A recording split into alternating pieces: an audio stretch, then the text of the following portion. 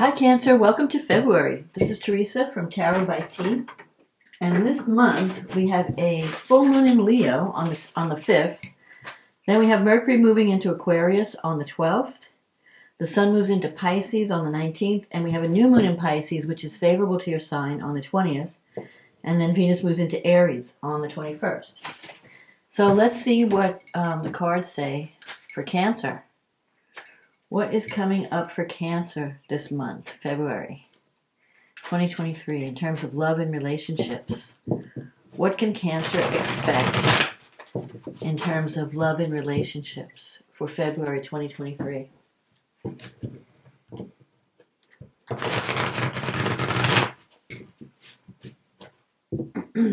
What can Cancer expect in terms of relationships for February 2023?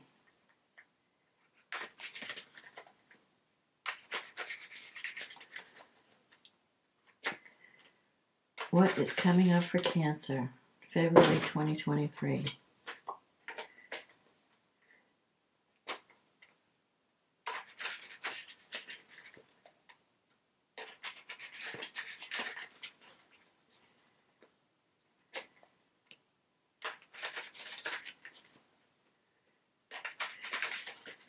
What does Cancer need to know for February 2023?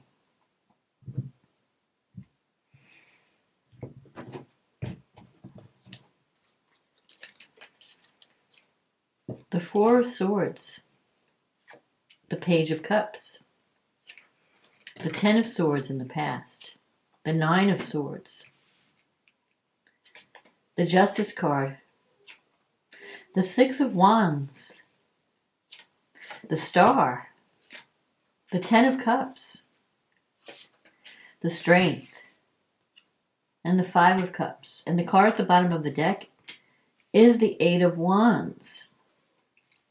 So, the Four of Swords, you may be starting out the month resting or recovering or healing. You're in a healing mode with the Four of Swords. You might have been taking time out to think, to heal. Maybe you haven't been socializing as much.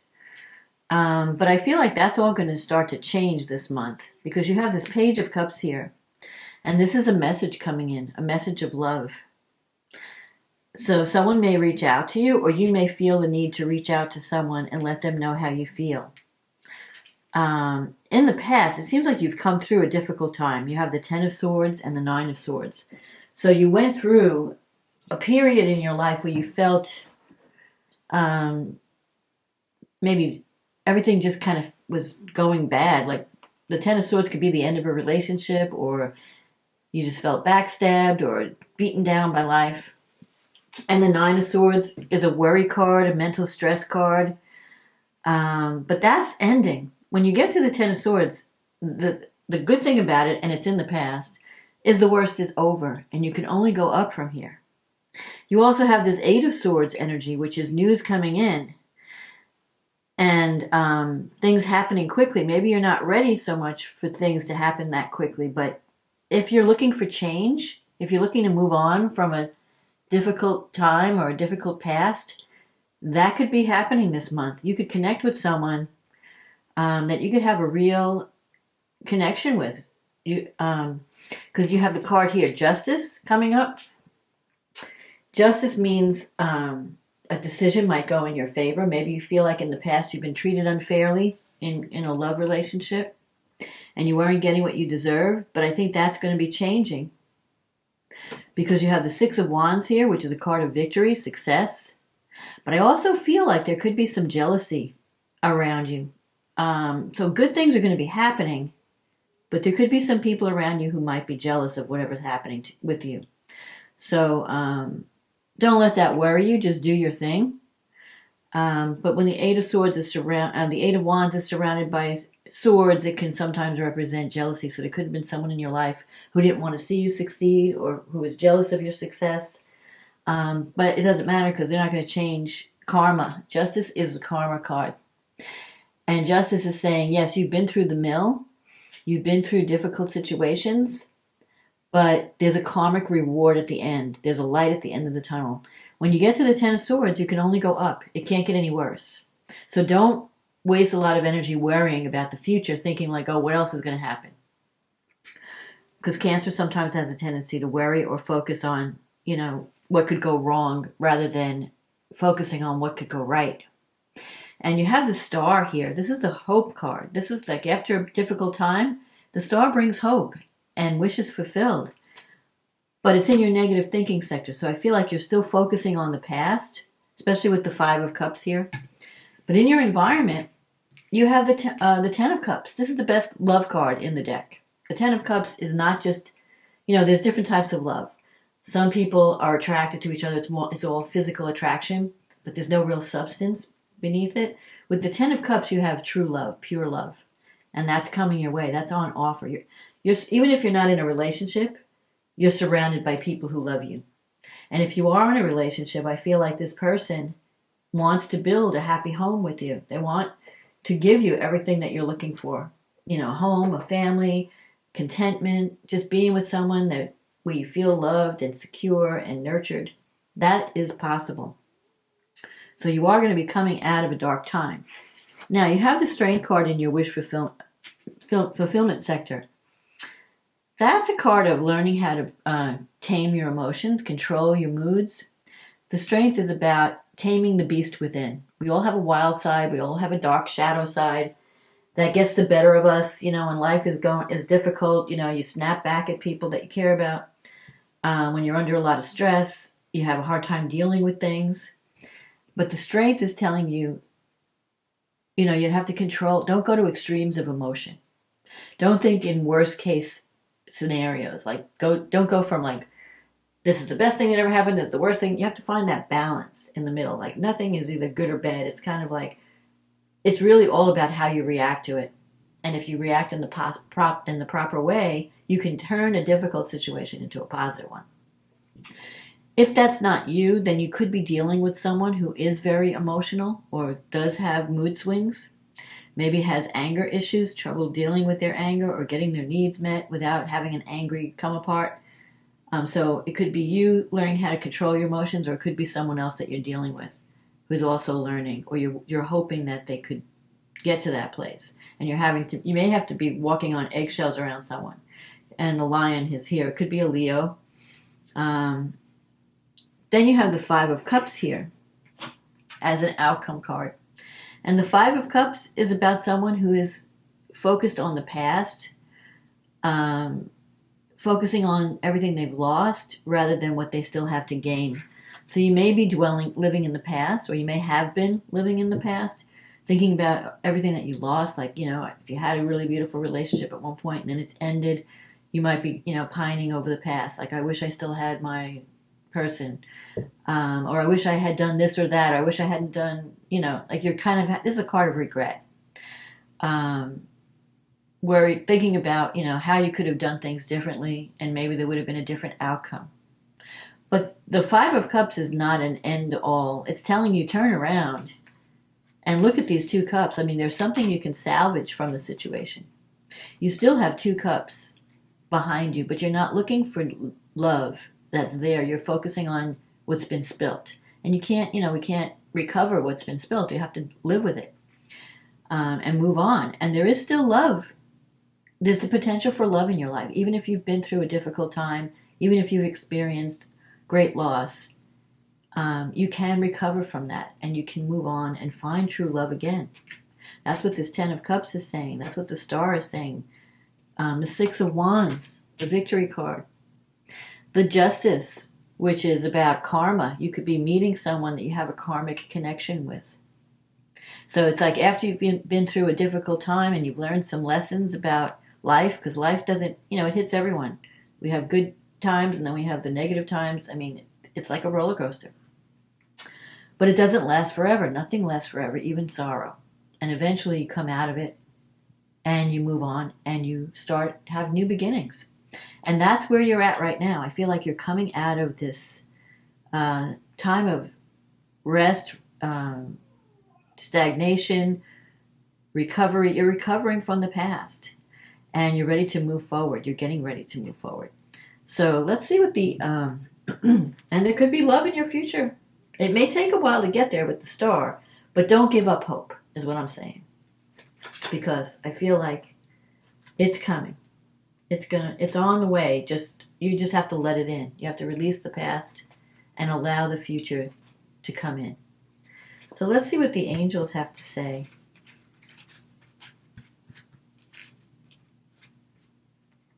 For Cancer. Prayer.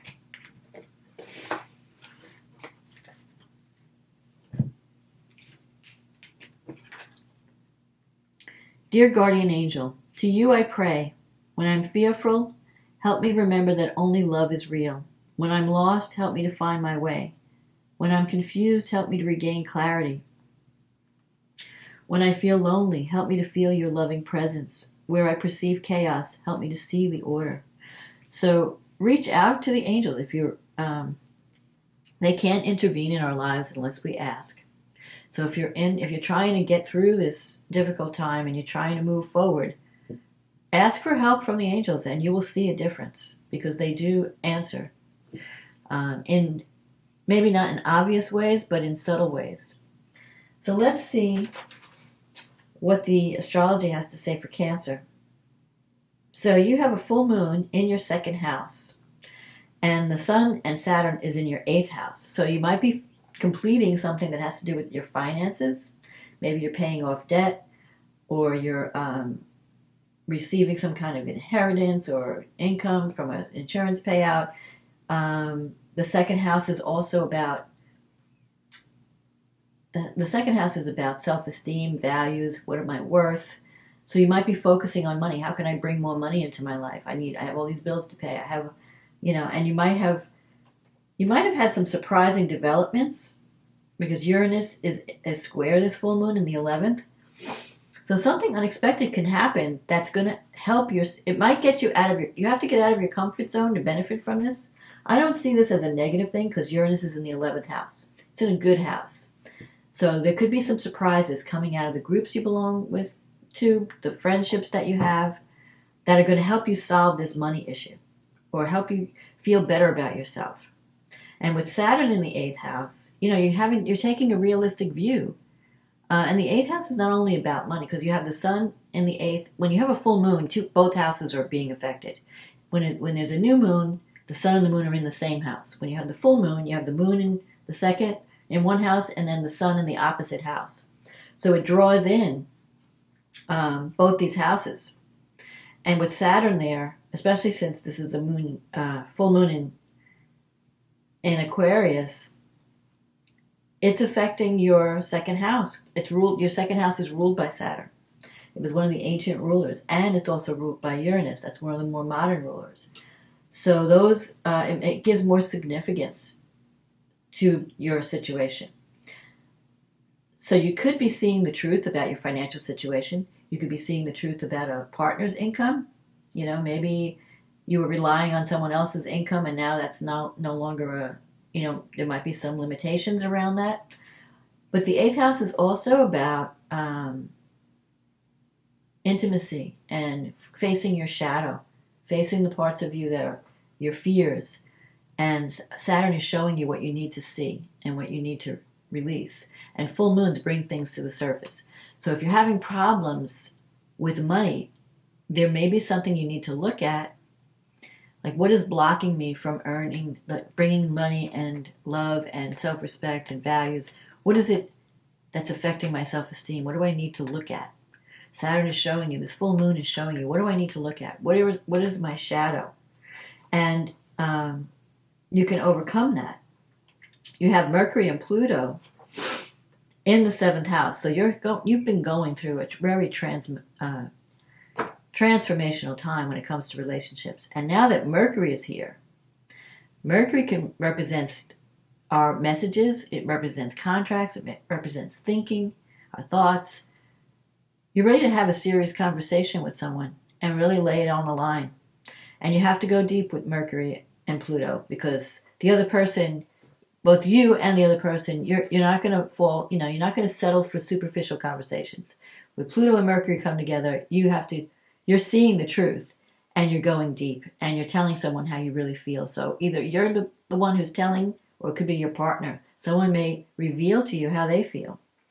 And it might even surprise you. We have Venus and Neptune in the 9th house. So Neptune in the 9th has to do with, well, the 9th house has to do with higher education, spirituality, your thinking, your belief systems. You may be connecting with someone that's very different from you culturally, where their belief systems, like you may have one set of beliefs about spirituality, they may have a completely different one. Maybe they're more mystical, more esoteric. They could probably teach you. You're going to learn. You might wind up having a relationship with someone who's going to change your beliefs and show you a different side of spirituality. They may have some lessons to teach.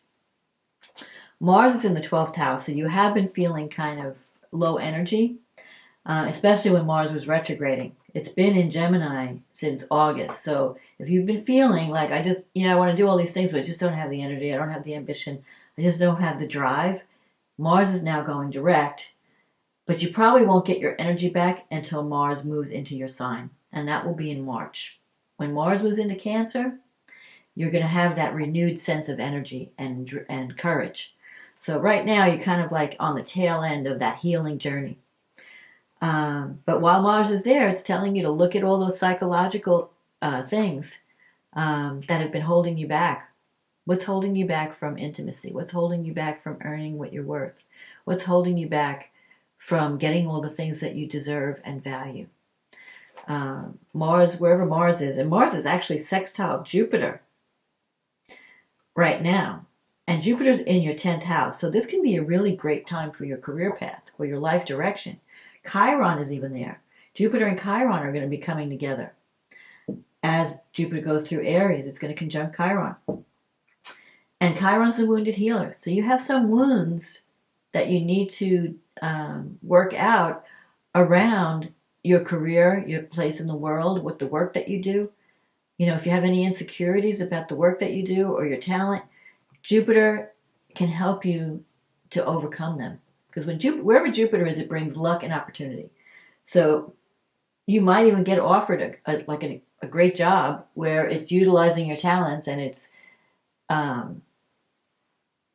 and you feel valued and you feel like it's a real opportunity, and you'll feel more optimistic. So if you feel like you've been going through a time where you felt taken for granted, or you felt like you're dealing with injustice, nobody appreciates you, or things are just not fair, that's going to start to change. But you have some healing to do. I feel like this is a healing month for you, but you're coming to the end there's a light at the end of the tunnel. Like you've been in healing mode for the past 6 months, while Mars was in Gemini, and now as Mars moves forward, you're going to see that things are going to start to speed up. Let's see, what else is happening? Venus is squaring Mars, so there could be, if you're connecting with someone, there could be a